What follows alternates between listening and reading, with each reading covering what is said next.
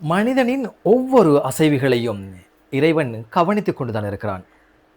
துரோகம் செய்பவர்கள், வஞ்சக எண்ணம் கொண்டவர்கள், அடுத்தவர் வளர்ச்சி கண்டு பொறாமைப்படும் நபர்கள், அடுத்தவர்களை பற்றி எப்பொழுதும் ஒரு தப்பான எண்ணத்தை கொண்டு அவர்களை பற்றி விமர்சிப்பவர்கள், அடுத்தவர்களை ஏமாற்றி பணம் பறிப்பவர்கள், இப்படிப்பட்ட பஞ்சமா பாதக செயல்களை செய்யும் நபர்கள் இன்று சந்தோஷமாக வாழ்வதை போன்று ஒரு தோற்றம் நமக்கு தெரியலாம். ஆனால் அவர்களது ஒவ்வொரு அசைவையும் இறைவன் கையில் வைத்திருக்கும் கருணையில் சேமித்து வைக்கப்படுகிறது. அது தெரியாமல் சில பேர் அடுக்கடுக்காய் தவறுகளை செய்து வண்ணமே இருக்கிறார்கள். பல இடங்களில் சில மனிதர்கள் ஏமாளியாக இன்னும் காலத்தை கடத்துவதோடு நேற்று நடந்த விஷயத்தையே பேசி பேசியே அடுத்த நகர்வுக்கு நகராமல் எல்லாம் விதிவிட்ட வழி என தலையெழுத்து என நொந்து போய் வாழ்வது நடைமுறையாக இருக்கிறது. அது தவறு. பொதுவாக முடியுமான வரையில் யாரையும் எளிதில் நம்புவது, பிறரை சார்ந்திருப்பது நமக்கு எப்பொழுதும் ஒரு சிரமத்தை தரக்கூடிய விஷயமாக இருக்கும். நமக்கும் வேலை முடிந்தால் சரியென பிறர் மீது அபரிமித நம்பிக்கை வைப்பதால் நாம் பல விஷயங்களில் ஏமாற்றப்படுகிறோம்.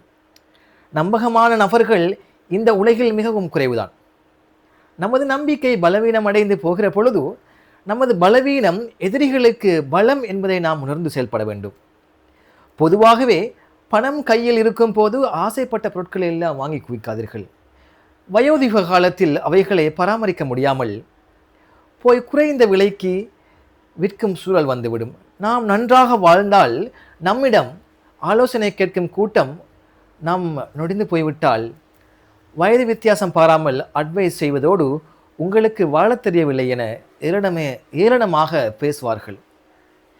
ஏளனமாய் பேசினால் பேசிட்டு போகட்டும், அதை கண்டுகொள்ளாமல் இருப்பது நமது சிறந்த விடயமாகும். அதை கண்டுகொள்ளாமல் விட்டுவிட வேண்டும். நமது வேலை என்னவோ அதை பார்த்து கொள்வதே நல்லது. அநேகமாக அக்கம் பக்கத்தில் உள்ளவர்களிடம் நல்ல நட்புறவோடு பழகுங்கள். அது மட்டுமல்லாமல் அவர்கள் குடும்ப விஷயங்களில் தலையிடாமல் இருப்பது மிகவும் நல்லது.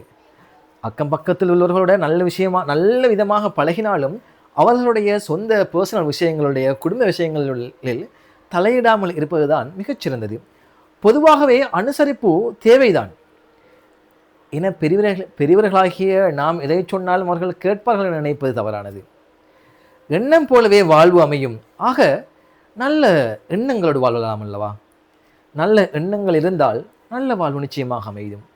நீ சந்தோஷமாக இருப்பது உன் கையில், நீ நிம்மதியாக இருப்பது உன் கையில். மற்றவர்களை பற்றிய எந்த தவறான சிந்தனையும் சிந்திப்பதால், தவறாக பேசுவதால் உனக்கு எந்த லாபமும் கிடைக்கப் போவதில்லை.